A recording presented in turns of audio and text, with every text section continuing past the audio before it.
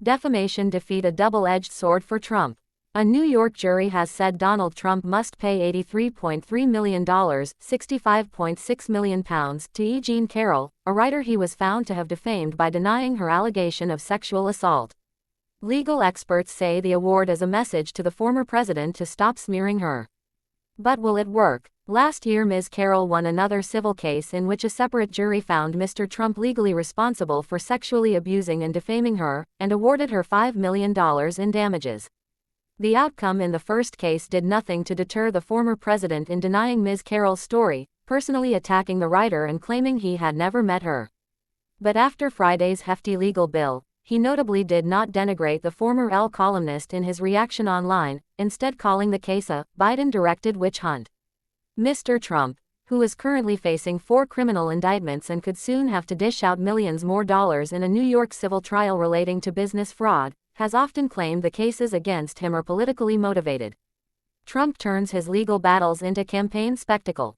Trump blasts judge as New York fraud trial nears end. Trump must pay $83.3 million for defaming E. Jean Carroll. In terms of his election campaign, his mounting legal woes have been both a boon and a bane for him, said Grant Reher, a political science professor at Syracuse University. It's hurt the general population's views of him, but it's fueled and strengthened his base, and even driven some Republicans on the fence to stay loyal to the cause, Professor Reher told the BBC. Trump has been trying to wear these legal troubles as a badge of honor for his victimization and of his commitment to his supporters. But he added that, while Mr. Trump's witch hunt framing may benefit him in the ongoing Republican primary contest, how it translates to the general election remains to be seen. Recent polling has shown Mr. Trump locked in a tight race with President Joe Biden, and even edging ahead in some cases, in a prospective rematch of their 2020 race.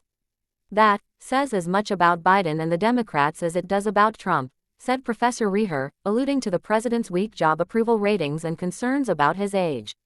Even if Mr. Trump does genuinely believe he has been wronged by Ms. Carroll, and most of his supporters agree, Friday's verdict reflects how 9 of his peers, sitting in the jury box, felt about his conduct. Lawyers for Ms. Carroll pointed out throughout the trial that Mr. Trump was still defaming her both in and out of court. In closing arguments, they asked the jurors, 7 men and 2 women, to deliver the kind of penalty that will make him stop. This is a large sum. This is a very, very large sum, said Dmitry Shiknovich, an attorney and professor at the John Jay College of Criminal Justice. What the jury is saying is this is a wealthy man who's not stopping, and the only way to stop him is to hurt him financially. Of the $83 million awarded to Ms. Carroll, $65 million of it is punitive damages. An award for punitive damages relies on severity of the conduct, Professor Shiknovich noted. Conservative lawyer John Yoo told Fox News, "The whole point of this is to tell Donald Trump to shut up. I can't believe his lawyers haven't succeeded in telling him, campaign for president, make your accusations about a 2-tiered justice system, but leave this alone." And, though the ex-president is signaling his intention to appeal, legal experts told the BBC he is unlikely to win. The sum of punitive damages is not so disproportionate to the compensatory damages that it will raise any red flags, and so I would expect that it will stick, Ronell Anderson-Jones, a professor at the University of Utah, said. Professor Jones said Mr. Trump's online reaction, taking aim at Mr. Biden and the legal system, but not reiterating lies about Ms. Carroll, may be an early clue that the damages could have some deterrent effect. University of Richmond law professor Carl Tobias said the Republicans' misbehavior throughout the trial may have hurt his case. Professor Tobias argued there was a distinct lack of respect which Trump exhibited for the judge, the jurors, the opposing counsel, especially Carroll, and the civil trial process. It is extremely unlikely that the Supreme Court would grant an appeal, he added, because the justices rarely ever review cases involving such civil trials. Former federal prosecutor Mitch Epner said Mr. Trump has avoided having to pay Ms. Carroll any money so far by transmitting a deposit to the court while the appeals process plays out. Mr. Epner expects Mr. Trump will do the same with these much higher damages, stumping up either cash or an appeal bond as a deposit.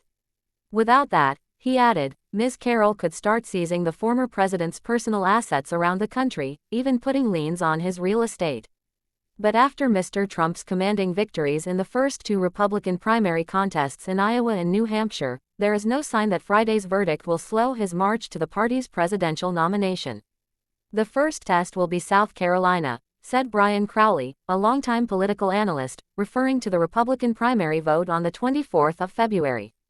With polls showing him well ahead of Nikki Haley, she has an opportunity to use this ruling to push the idea that Trump has too much drama that could cost him the election against Biden.